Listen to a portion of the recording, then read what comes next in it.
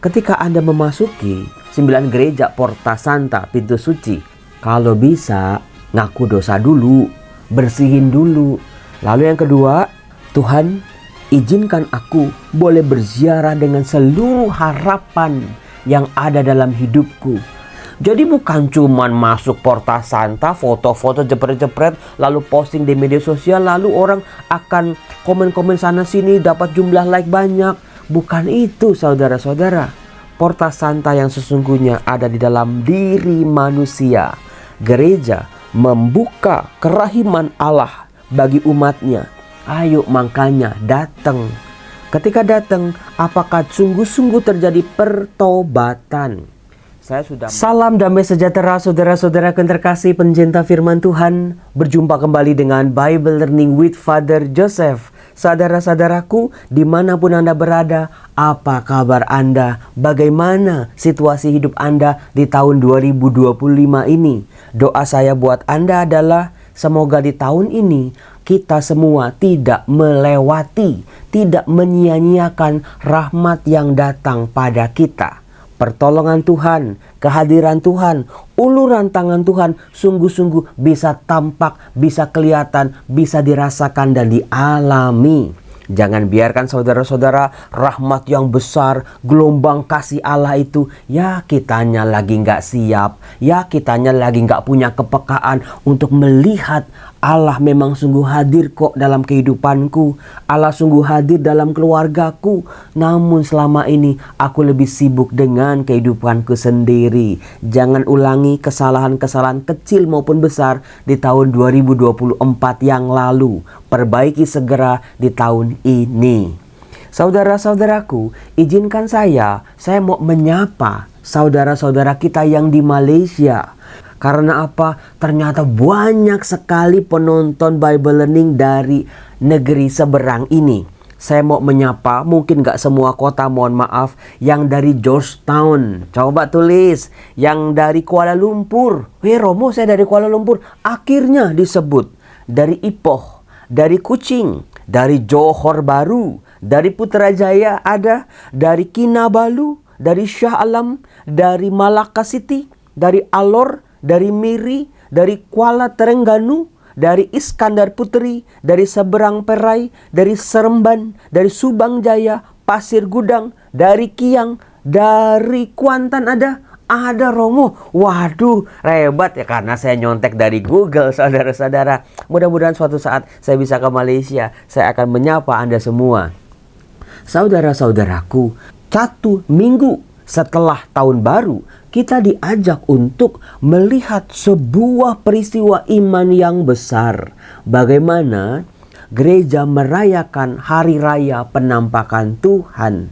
Sungguh gereja Katolik tidak pernah kehabisan ide, tidak pernah kehabisan tema, tidak pernah kehabisan renungan. Kekayaan gereja, kekayaan rohani yang ditawarkan pada kita. Luar biasa sih saudara-saudara, khususnya tahun ini, tahun Jubileum, di tahun 2025. Tuhan meminta kita, yuk mulai sekarang hidup taat yuk hidup bersih, suci, yuk kenali Allah dengan semua kebaikan-kebaikannya. Tahun ini Tuhan akan menggenapi janjinya dalam kehidupan kita. Maka jangan takut untuk mengambil, menyambut, menerima rahmat-rahmat itu. Singkirkan hal-hal yang membuat kita takut, membuat kita ragu terhadap rahmat dan kebaikan Allah. Apalagi kalau bukan dosa dan ketidakpantasan manusia. Kita malu, kita nggak berani datang menghadap Allah karena masih banyak dosa dan kesalahan. Maka itu yang harus diperbaiki. Relasi-relasi yang rusak, semuanya harus diperbaiki di tahun 2025 ini. Saudara-saudara, di hari penampakan Tuhan itu dibacakan Matius bab 2. Bagaimana 3 raja datang untuk menyembah bayi Yesus. Saudara-saudara, saya yakin dalam khotbah tadi di gereja ada begitu banyak kupasan-kupasan yang menarik. Bagaimana emas, kemenyan, dan mur yang bisa kita persembahkan pada Allah. Bagaimana bayi Yesus dicari oleh 3 orang Majus. Saya yakin khotbahnya tadi pagi itu bukan? Kemudian juga saya yakin bagaimana mereka berjumpa dengan Herodes yang diam-diam merasa kekuasaannya terancam dan bermaksud untuk melenyapkan anak itu. Tapi saudara-saudara, kuasa Tuhan melalui malaikat menuntun 3 orang Majus. Pertanyaannya pasti kalau saya tebak-tebak, tadi para pengkhotbah berkata, siapakah identitas orang Majus ini? Dari mana mereka berasal? Mereka bukan dari orang-orang Israel, mereka dari negeri-negeri yang jauh datang membawa persembahan. Disinilah saudara-saudaraku, luar biasanya Allah yang tidak kelihatan justru dilihat oleh mereka yang jauh, dirasa, dialami, sehingga mereka yang jauh datang untuk menyembah, sementara mereka yang dekat tidak sadar. Saudara-saudara, seringkali kehidupan kita terhadap kebaikan-kebaikan Tuhan juga seperti itu. Kita ngarepin yang tinggi-tinggi, yang besar-besar, yang grande-grande. Sementara rahmat-rahmat yang kecil selalu hadir setiap hari, tapi terlewat begitu saja. Saudara-saudara, pada peristiwa penampakan Tuhan ini, betul-betul ada begitu banyak hal-hal yang bisa kita renungkan. Misalnya, inilah saat di mana Allah memenuhi janjinya. Dibacakan nubuat-nubuat tentang Bethlehem, nubuat-nubuat tentang Nazaret, nubuat-nubuat tentang seorang bayi, nubuat-nubuat tentang kehadiran seorang Mesias di tengah-tengah bangsanya. Akan dibacakan setelah Natal. Sungguh-sungguh Allah menggenapi janjinya. Jadi saudara-saudara, bukannya orang Israel masih menanti-nanti janji Tuhan. Janjinya sudah dilaksanakan, janjinya sudah dipenuhi. Tapi orang yang menanti-nantikan janji itu malah tidak melihat karena mata mereka tertutup oleh berbagai macam hal-hal yang lain. Maka penting semakin peka, semakin terbuka mata kita. Itulah rahmat yang bisa kita mohonkan pada Tuhan. Saudara-saudaraku yang terkasih, di tahun Jubileum di seluruh parokia sudah mulai kemarin dan hari ini dibuka Porta Santa, pintu suci. Itu bukan cuma di Indonesia saja, di Malaysia saya yakin juga sudah, di Roma sudah, di seluruh negara gereja-gereja di seluruh dunia itu juga melakukan hal yang sama. Merinding kalau saya sih, bagaimana gereja ini dengan ritus yang sama, dengan cara yang sama, mengajak semua umat beriman. Yuk, masuki tahun Jubileum ini. Tahun rahmat Tuhan, tahun pemulihan ini pasti terjadi dalam kehidupan kita. Harus ada optimisme dan harapan. Bisa jadi di bulan Februari, Maret, April, Mei ada begitu banyak hal-hal yang siap mengikis harapan kita. Sehingga optimisme berubah menjadi pesimisme. Tapi harapan yang sejati adalah ketika kita masih bisa berharap meskipun ada 1000 rintangan yang akan menghancurkan optimisme kita. Dalam Tuhan pasti ada jalan keluar. Jadi saudara-saudara, kan nanti ini di paroki-paroki akan ada ziarah 9 gereja Porta Santa, pintu suci. Ketika Anda memasuki, kalau bisa ngaku dosa dulu, bersihin dulu. Lalu yang kedua, Tuhan izinkan aku boleh berziarah dengan seluruh harapan yang ada dalam hidupku. Aku percaya Engkau selalu menyertai hidupku. Aku percaya bersamamu segala yang aku usahakan tidak akan pernah sia-sia. Jadi bukan cuman masuk Porta Santa, foto-foto jepret-jepret, lalu posting di media sosial, lalu orang akan komen-komen sana sini, dapat jumlah like banyak. Bukan itu saudara-saudara. Porta Santa yang sesungguhnya ada di dalam diri manusia. Gereja membuka kerahiman Allah bagi umatnya. Ayo makanya datang. Ketika datang, apakah sungguh-sungguh terjadi pertobatan?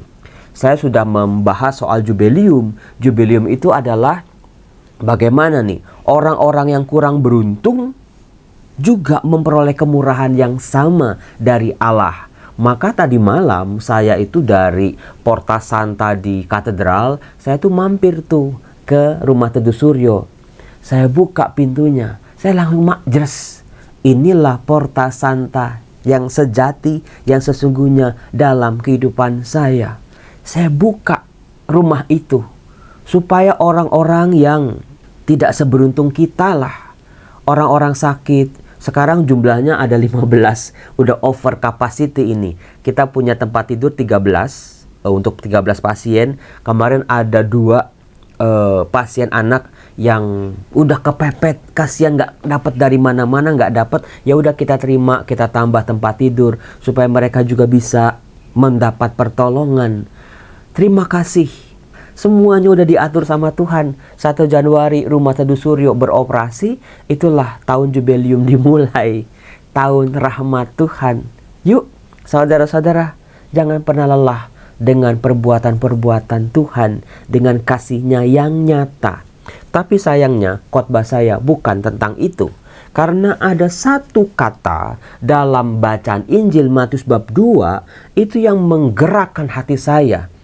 Matius bab 2 ayat 11. Mereka masuk ke dalam rumah itu, 3 orang Majus ini, dan melihat anak itu bersama Maria ibunya. Pertanyaan saya adalah, kemana ya Yosef? Iya ya, kan harusnya Yosef ada di situ, ada di rumah itu. Tapi itulah gereja. Santo Yosef dengan kerendahan hatinya ada di luar rumah itu, supaya 3 Majus ini berjumpa dengan ibunya dan anak itu. Kerendahan hatian Romo Yosef lagi bukan. Santo Yosef itu memang luar biasa. Oleh gereja, bagaimana tidak diceritakan Yosef ada di rumah itu. Hanya ibu dan anaknya. Itulah misteri inkarnasi tanpa campur tangan dari Yosef, Maria, dan bayi Yesus. Dikatakan, lalu mereka sujud menyembah Dia. Tidak dikatakan mereka juga sujud menyembah Maria. Tidak, menyembah Dia. Bayi ini yang disembah. Itulah yang luar biasa. Maria meskipun ada dekat bayi itu, Maria ada di dalam rumah itu, tetapi Maria tidak disembah. Karena apa saudara-saudara? Kata menyembah di Matius bab 2 ayat 11 ini, dalam kitab suci, dalam Injil Matius, dalam Injil Yohanes, hanya ditempelkan, hanya diperuntukkan untuk Allah, untuk Yesus. Objek yang disembah adalah Allah sendiri, tidak ada yang lain. Kemudian mereka pun membuka tempat harta bendanya dan mempersembahkan persembahan kepada anak itu, yaitu emas, dupa, dan mur. Saudara-saudara, saya bacakan dalam bahasa Yunaninya ya. Kai eltontes eisten oikian eidon to paidion meta Maria tes metros. Kai pesontes prosekinesan auto. Kai anoisantes tus thesaurus auton prosenenkan auto dora krison kai Libanon kai Simirnan. Romo, kok ada Libanon ya Romo? Libanon bahasa Ibraninya itu adalah dupa. Oh Romo, pantas pegunungan Libanon itu menghasilkan dupa-dupa terbaik, dupa-dupa yang harum, yang mewangi. Bagaimana Libanon itu menjadi persembahan buat Allah sebetulnya. Yang terbaik, yang terwangi, yang terindah hanya untuk Tuhan. Itu dibalik kata Libanon, dupa. Apakah kita membawa yang terbaik buat Tuhan atau hanya sisa-sisa? Saudara-saudaraku yang terkasih, sementara Smirnan itu mur. Mur ini adalah sebuah getah ya, getah tumbuhan yang juga menjadi wewangian dalam persembahan-persembahan. Mur juga dipakai untuk peristiwa pengurapan mayat-mayat yang sudah meninggal. Kemudian emas adalah simbol dari kekayaan dunia. Itu juga dipersembahkan buat bayi Yesus. Kekuasaan, kemuliaan, harta benda semuanya dipersembahkan kepada bayi Yesus. Saudara-saudara yang terkasih, 3 barang ini bukan main-main. 3 barang ini adalah simbol kemegahan dunia, kebesaran dunia dengan segala kekayaannya di hadapan bayi Yesus tidak ada apa-apanya. Semuanya tunduk menyembah.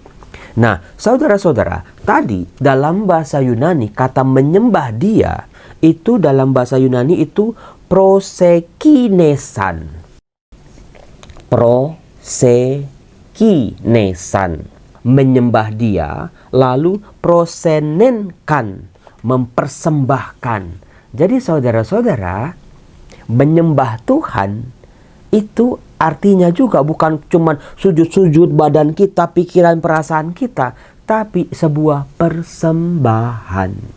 Persembahan diri sebetulnya. Ketika kita menyembah, apakah kita mempersembahkan juga diri kita, pikiran kita, perasaan kita, tingkah laku kita, kehidupan kita, jalan hidup kita, panggilan kita, keluarga kita, semua yang ada pada kita. Tuhan, semua daripadamu. Nah, itu dia. Karena seringkali saudara-saudara, dalam mempersembahkan diri kepada Tuhan, kita tuh setengah-setengah. Kita merasa ini kan milikku, ini kan punyaku, ini kan aku yang cari, ini kan aku yang dapat. Sadarlah saudara-saudara, ketika kita menyembah Tuhan, kita sadar semua pemberian Tuhan. Semua milik Tuhan. Manusia kecewa, manusia marah, manusia sedih, manusia hancur berantakan karena apa? Merasa semuanya miliknya. Ketika diambil, ketika terangut, ketika berkurang, ketika hilang, hancur berantakan. Kehilangan suami, kehilangan anak misalnya, kehilangan orang-orang terkasih. Semua titipan, harta benda, semualah. Kekayaan, kesehatan, nama baik, ketika semuanya hilang, sadarlah, ketika aku menyembah Tuhan, semua yang aku punya miliknya. Miliknya. Diberikannya, dicurahkannya pada kita. Maka panggilan hidup kita ketika kita menyembah Tuhan adalah Tuhan, I give it back to you. Ku persembahkan semuanya kepadamu demi kemuliaan-Mu. Apakah semua berkat-berkat kita ujungnya adalah kemuliaan Tuhan atau tidak? Atau berkat-berkat kita membuat kita akhirnya nggak punya waktu buat Tuhan. Karena dapat 1M, dapat 2M, dapat 10M, dapat 11M, dapat 1 triliun, dapat 2 triliun. Nggak akan ada habis-habis dan terpuaskannya kalau dunia itu dikejar seperti itu. Maka tidak heran para majus ini itulah yang dipersembahkan pada Tuhan. Emas ini supaya manusia tidak tergoda, tertutup matanya oleh harta dunia yang berkilau-kilau. Persembahkan pada Tuhan. Saudara-saudara yang terkasih, menyembah dan mempersembahkan. Menyembah dan mempersembahkan. Bahasa Yunaninya itu prosekinesan dan prosenenkan. Nah saudara-saudara, yang menarik, saya terinspirasi khotbah Bapak Uskup kemarin sih. Sebetulnya ya, dalam tradisi Yahudi, orang Yahudi itu monoteisme. Mereka itu tidak mau ada satupun, ada pribadi manapun yang disembah selain Allah. Maka berhala-berhala yang disembah oleh orang-orang Israel itu harus dilenyapkan. Tidak boleh hati mereka mendua. Maka dewa-dewa bangsa lain, sebesar apapun dewa itu, tetapi tidak pernah boleh disembah. Banyak kisahnya dalam perjanjian lama, saudara-saudaraku. Nah, orang-orang Yahudi, termasuk orang-orang Israel pada zaman Yesus, itu tidak sembarangan mengungkapkan pribadi yang disembah. Kalau bukan Allah, tidak akan disembah. Maka saudara-saudara, ketika Injil Matius mengungkapkan, menuliskan apa yang diimani oleh gereja perdana sejak awal mula, bahwa 3 raja ini, raja loh, bukan orang biasa, orang yang biasa disembah, orang yang punya derajat yang tinggi. Ketika berhadapan dengan bayi Yesus, pribadi yang ditemui oleh mereka adalah Allah sendiri yang kelihatan di depan mata mereka. Maka gestur yang spontan, gerakan yang spontan langsung adalah menyembah Dia. 3 raja ini tahu bukan mereka yang hebat, meskipun bawa aneka macam persembahan, tapi bayi mungil inilah yang penguasa sesungguhnya. Maka tindakannya adalah tunduk menyembah. dalam Injil Matius, saudara-saudara, saya akan bukakan untuk Anda masing-masing. Mana dia? Yang pertama itu Matius bab 14 ayat 33. Dan orang-orang yang ada di perahu menyembah Dia. Wah, siapa dianya? Ya, Tuhan Yesus.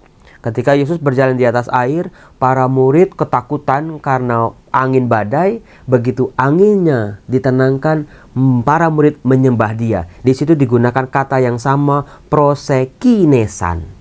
Jadi bukan 3 raja doang, tapi para murid gereja menyembah Tuhan Yesus. Kemudian, yaitu Matius 28 ayat 9. Tiba-tiba Yesus berjumpa dengan mereka dan berkata, "Salam bagimu." Mereka mendekatinya dan memeluk kakinya serta menyembahnya. Jadi ini Tuhan Yesus yang bangkit. Waktu lahir, Tuhan Yesus disembah. Waktu berkarya bersama para murid, berjalan di atas air, Tuhan Yesus disembah oleh gereja. Setelah kebangkitan, Yesus menampakkan diri, mereka menyembah Yesus. Itu ada di Injil Matius bab 14 ayat 33, 28 ayat 9, ada juga di Matius 28 ayat 17. Ketika melihat Dia, mereka menyembahnya, tetapi beberapa orang ragu-ragu. Saudara-saudara yang terkasih, bayangin sampai di akhir Injil Matius saja, beberapa orang sungguh-sungguh menangkap, mereka langsung menyembah Yesus, menangkap peristiwa agung ketika Yesus terangkat ke surga, sementara yang lain masih ragu-ragu. Jangan sampai ada keraguan bahwa Tuhan Yesuslah Allah Putra penebus dunia. Kemudian ada juga di kitab Wahyu, saudara-saudara. Dan keempat makhluk itu berkata, "Amin." Dan tua-tua itu jatuh, tersungkur, dan menyembah. Bab 7 ayat 11 diceritakan, dan semua malaikat berdiri mengelilingi tahta, dan tua-tua dan keempat makhluk itu, mereka tersungkur di hadapan tahta itu dan menyembah Allah. Wahyu bab 11 ayat 16. Apa yang dikatakan di situ? Dan ke-24 tua-tua yang duduk di hadapan Allah di atas tahta mereka tersungkur dan menyembah Allah. Saudara-saudara yang terkasih, hanya Allah yang memang layak disembah, bukan yang lain. Ketika kita menyembah Allah, jangan pernah lupa persembahkan seluruh hidup kita pada Allah. Itulah luar biasanya hari raya penampakan Tuhan. Saya Romo Yosef mengucapkan selamat hari Minggu buat Anda semua. Semoga hidup Anda semua diberkati. Yuk belajar berikan persembahan terbaik pada Tuhan. Tuhan akan melipat gandakan semua yang bisa kita berikan padanya. Salam.